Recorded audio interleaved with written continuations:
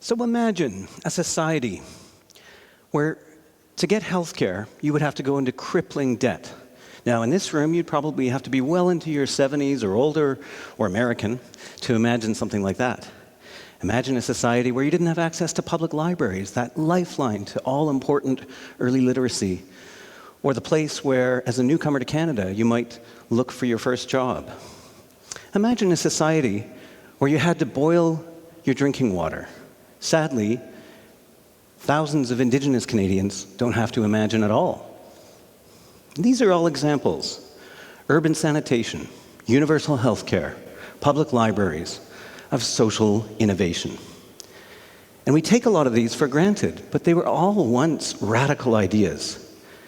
And much like any form of innovation, social innovation is about turning a radical idea into a new product, a new policy, a new platform, a new process. But unlike commercial innovation, which is about success in the marketplace, social innovation is about the common good, about building a great society. And it comes in many forms. You can have new designs or technologies. Think curb cuts or closed captioning, or in the form of transformative public policies, container recycling, $10 a day daycare, or urban transportation. New types of organizations, think hospices or friendship centers, or maker spaces or community food hubs. Or new types of capital flows or finance.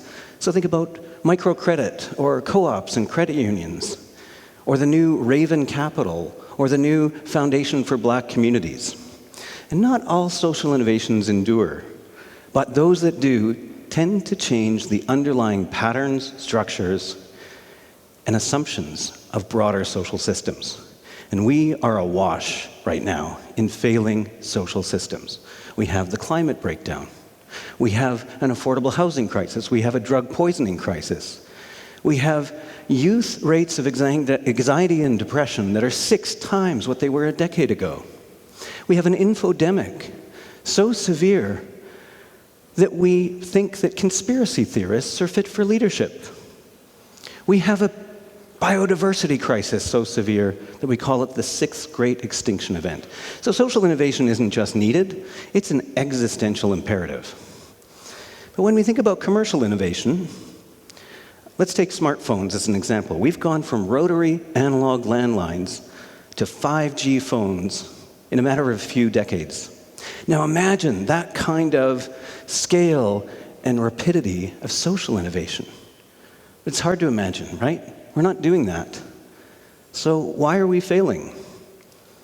Well, let's take a logical point of view here. Let's start with the assumption that knowledge is the fuel of innovation. And Canada has lots of knowledge. The OECD says we are the most educated population on Earth. Over half Canadians have a degree or a diploma of some kind. We have 90+ publicly funded universities, well-funded, plus polytechnics and community colleges. The missions of Universities Canada, the umbrella organization, speaks for itself. We have $430 million that goes into social science research. So we have social innovation under control in Canada, right? And universities are at the vanguard of social innovation. Well, not so fast. Universities do some things well, right? They produce knowledge that is really important for understanding aspects of why these problems come to be in the first place, and critical insight and a base of evidence. So all that's really important. But where they fail is in actually helping us go to the next phase of, well, what do we do about it? How do we change things for the better? And so if you look at even the basic social innovation toolkit and skill set, universities struggle with each and every one of these competencies. And I won't go through them in detail, but I will highlight just one, and that is systems thinking. So we need systems thinking in order to understand, well, where do these problems come from? What are their origins? What are their root causes? What is the whole landscape of potential interventions we have available to us across many different disciplines? You know, 5 years ago, Social Innovation Canada commissioned a study, and they looked at 750, they talked to 750 change makers from coast to coast to coast. And they asked them, what would be needed to create a great social ecosystem, social innovation ecosystem in Canada? And not one person mentioned universities. Bill Drayton, who founded the world's leading network of social innovators, says that very few Ashoka Fellows have any kind of affinity or affiliation with universities. He also says they fail on both entrepreneurial and humanitarian grounds. Now, it's true that sometimes great social innovation learning happens here and there in universities, but it's mostly by outliers and mavericks. My point is, the dominant systems, the structures, the cultures of academia work against social innovation.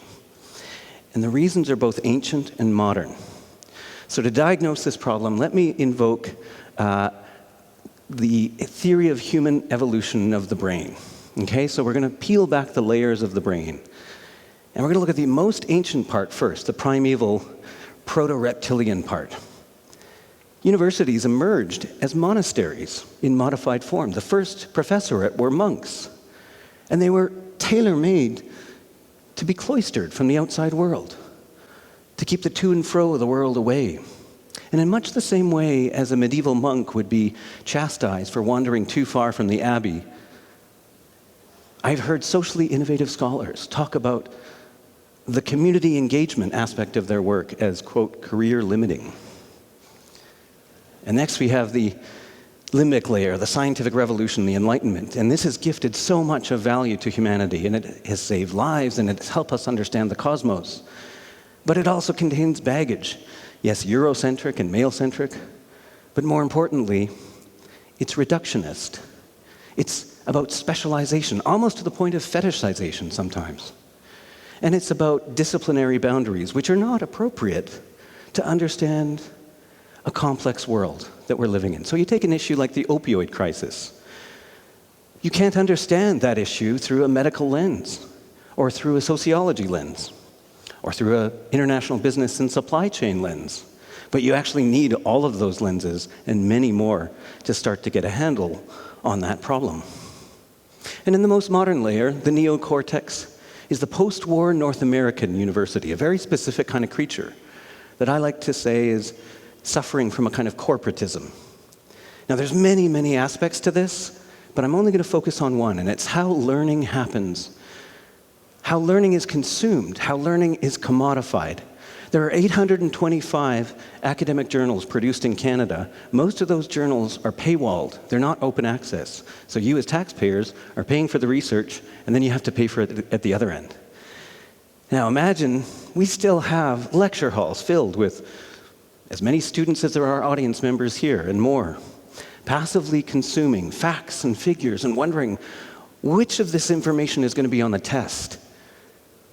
And that bias towards knowing the answer rather than asking really great questions scales up into innovation in really weird ways. So we end up with hackathons, design sprints, case competitions, social venture pitch competitions. And there's only one competition I can think of worldwide that's actually about getting students to dig into a problem deeply and to ask really great, new and novel questions. And you know what? It was created by a non-academic, not surprisingly, Daniela Pappy-Thornton. The competition is called Map the System. So, how might we create an academy for tomorrow? An academy that busts open the cloistered quadrangles, the silos, and values open and accessible over commodified and scarce. How can we create universities that are engines of social innovation? Well, you got to start with students. They're the North Star. Even business students these days are clamoring for socially conscious, environmentally conscious education.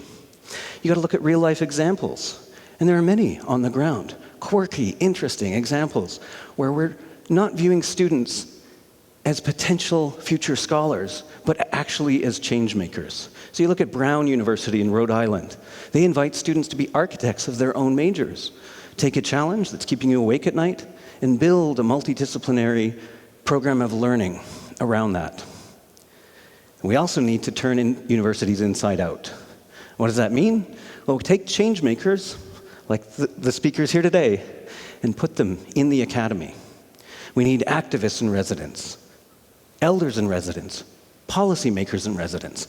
And then reciprocally, you want to take scholars and put scholars in the community and value that through the tenure and promotion process, right? So when a scholar publishes in mainstream media, or in a community trade journal, or at a community forum, those are valued.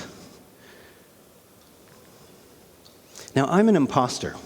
I don't have any reason to be at a university. I don't have a PhD. I don't have a decorated record of scholarship. But actually, we need more imposters. And we need to physically get outside. So look at Schumacher College and Black Mountains College in the UK, or Deshinta in the Northwest Territories.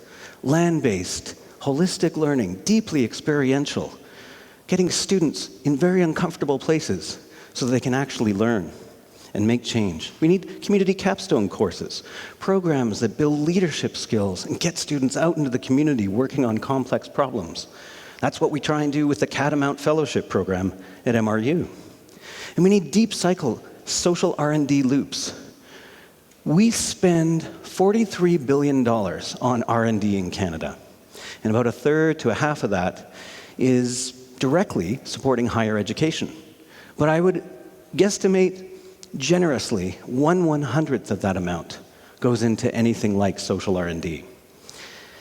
And so this is beyond community-based research. This looks like NGOs actually becoming affiliated institutes at universities. It looks like social labs being convened by scholars and others in the university. It looks like city governments hosting civic innovation experiences out in the community with the city as a classroom.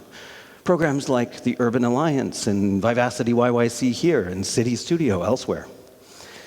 We need research collaboratives that front onto the public. So Proof is a great example. Researchers coast to coast looking at what works and what doesn't in food security. And then look across the pond at the UK's network of What Works centers. These are evidence aggregators that help us understand, well, what works in community policing, or what works to keep kids in school, or what works to keep older Canadians aging in place. And we need social impact organizations to meet us halfway. They need to change too. They need innovation cultures. They need to fail forward, cultures of deep learning and experimentation. Most importantly, though, we need to decolonize the academy. This is the most powerful potential disruption to post-secondary in generations and maybe even centuries. And this will peel back the layers, all of those deep brain layers, and go back to the beginning and question everything. And if successful, we will see a flourishing of whole person, ethically embedded, ecologically aware, systems-focused, future accountable, participatory modes of learning and knowledge production. And not around the atomized individual only, but around the collective, because social innovation requires deeply relational capacities. So the pressures to remain cloistered, siloed, and self-referential are strong. This isn't simple, and it's where money, merit, and advancement lie. However, there are cracks. There are many cracks appearing in the ivory tower, and the light is trickling in. Sometimes it's streaming in. I'm fortunate to work in an institution that actually has a program of social innovation, and that spent most of its life as a community college with a kind of frosting of liberal arts, interdisciplinary liberal arts. So maybe we have a leg up, but we can't rest on our laurels, because the world won't wait for the academy to change. So join with us to transform universities everywhere into academies for tomorrow, fit for purpose to make social innovation thrive. And we need everyone's help: governments, philanthropists, community groups, and most importantly, students. Either we get to the forefront of a social innovation revolution, or we watch from the windows. Thank you.